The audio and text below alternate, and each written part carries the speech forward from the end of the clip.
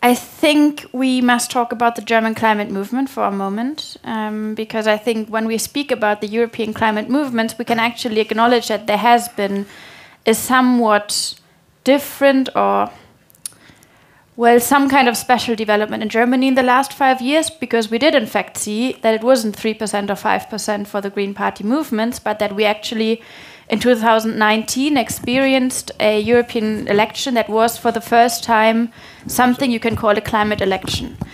And it was for us as a movement the first moment that we suddenly found ourselves in the center of power of German politics.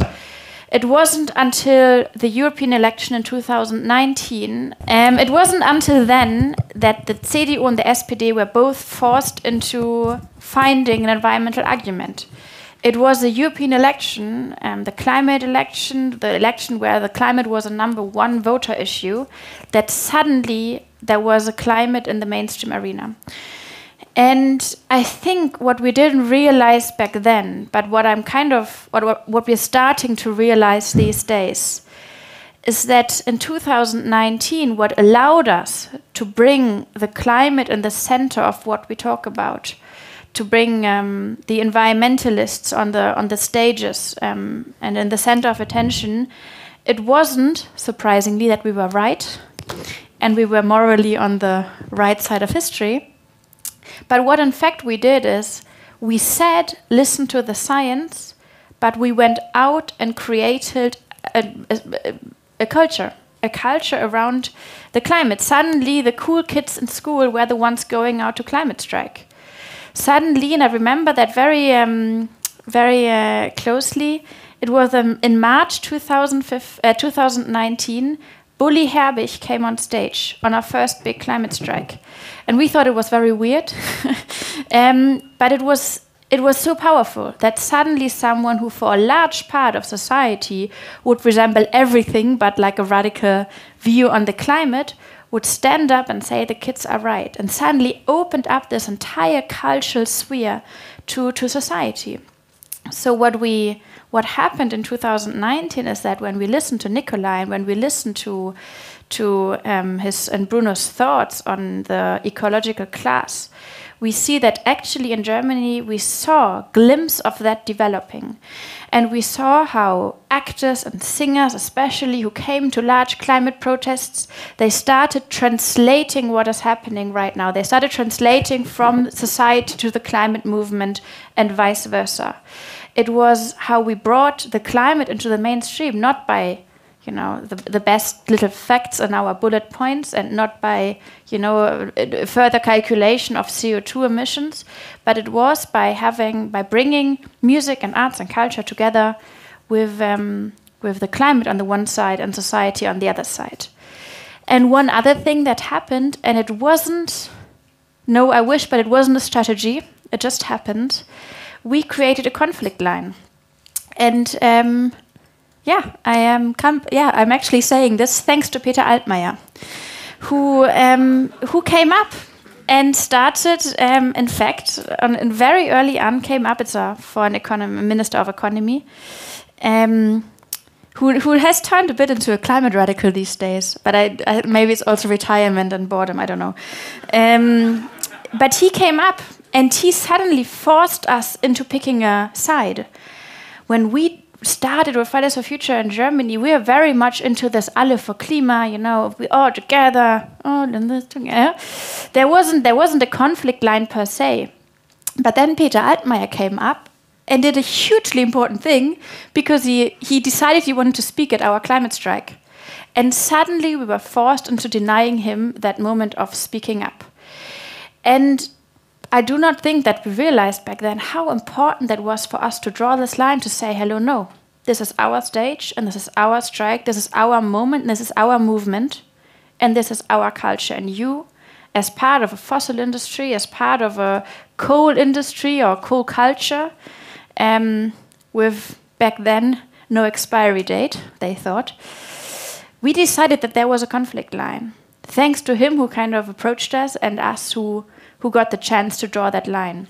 So I think two things that Nikolai pointed out, culture and conflict, are actually things that we are familiar with in Germany, that we have already applied in smaller and larger part, but we do know how it works. And I think if we look closely, we see that in many of those successful campaigns that we've been seeing in the past around CO2 taxation, around coal exits, around LNG infrastructure, we always saw that that point that we have a conflict line, the point that we realize there's something productive growing around this conflict, we do have a real chance to win. And if then we manage to get rid of the idea that it's just about being right and not about being desirable as a movement, at that moment we actually have a chance. So that's a thought, or the first understanding of, or first PowerPoint headline. I think what we, and now we get, I think we do a quick Randnotiz on the German culture here, but because Nikolai mentioned something and I find it very, very, very important for us to understand. And I think we can understand it without having to go back all the way to Marx's ideas of lifespan, but the idea of productivity over everything else. So basically what Nikolai and Bruno write, they say in the 20th century there was one thing that everyone across the party spectrum could agree on, it was productivity. In Germany we saw it very well. If you were on the left side or if you were on the right side, they would all agree that productivity is good. The conflict would arise whether, who gets how much. It was a Verteilungsfrage. That was a big question. But nobody denied that we need productivity in a Germany that was always fossil productivity. And so when we now challenge the very notion of fossil productivity, if we now say, wait, we have to get over the idea that everything we are, everything we want to be, everything we have been, is inherently designed by fossil productivity, by the Kohle bagger spinning around, we get to the DNA of what Germany is, of what our country is, of what our culture is.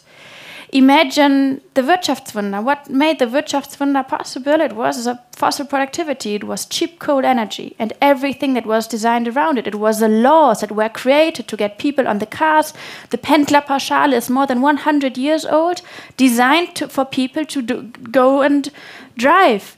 Why did you want people to go out and drive? Because it brought the car industry to blow up. It got us jobs in the fossil fuel sector. It got people to buy. It got an industry to grow.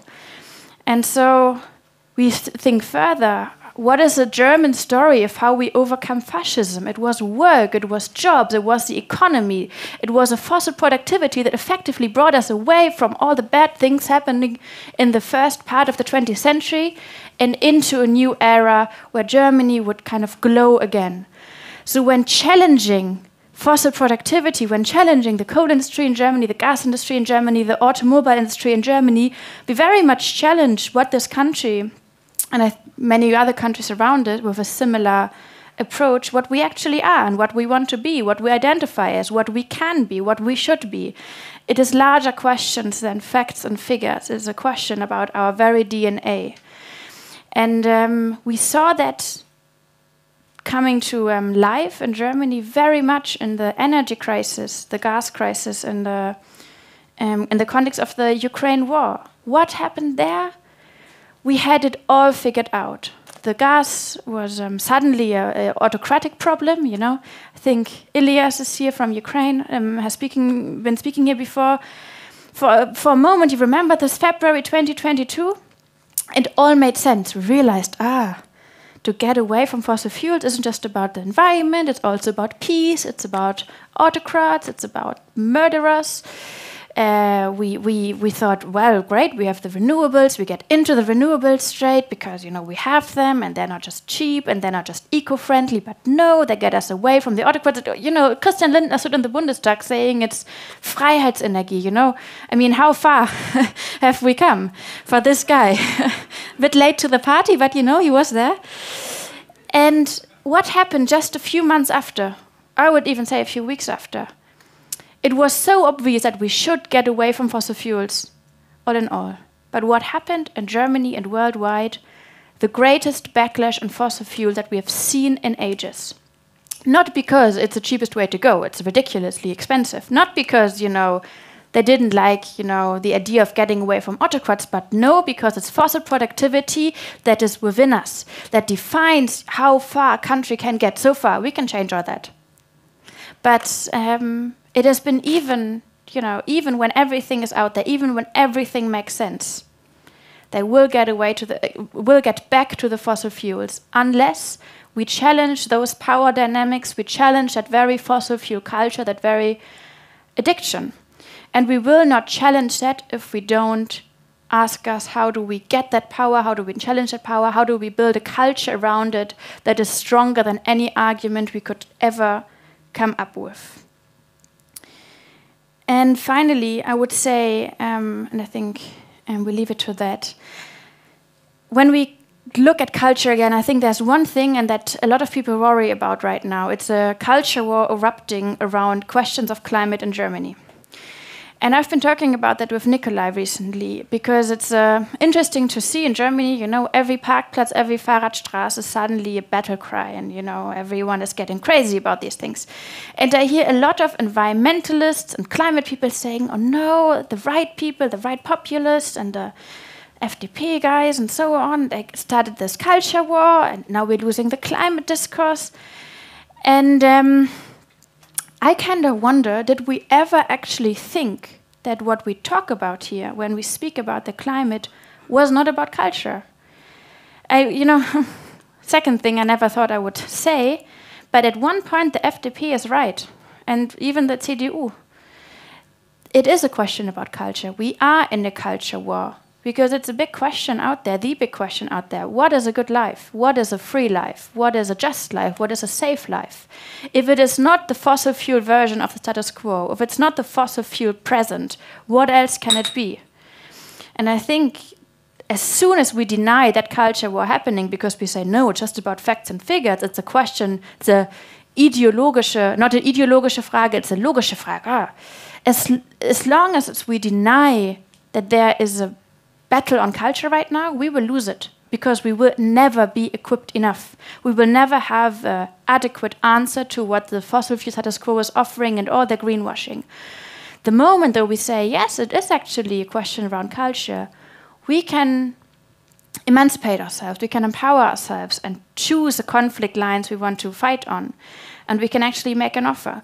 And one thing that happened tonight, and I thought it was very, very symbolic for that, was the A100 protest in Berlin, right here. Because what happened on the A100, and maybe you've seen it, 20,000 people raving against the A100 Autobahn. And it was so powerful, not just because it was 20,000 people, but because there was actually an offer being made. It was visible the moment you would get there. I was just there for a moment ago. You would get there and you would immediately notice this is much better. It's everything that the fossil fuel cynics hate. It's free, it's just, it's beautiful, it's happy, it's out there, it's loud and it's proud. And we could have written down tons of arguments about why the A100 isn't a good idea and club culture is maybe a good idea. But what happened today is it was just there. You couldn't deny it. It was just a space that was everything that we need to know about in order to fight and then in order to win. That protest today wasn't about being right, but about winning. Was about actually making an offer that is desirable and that is aesthetic. So I thought maybe we aren't too far away from Bruno's and Nikolai's thoughts. So much, maybe.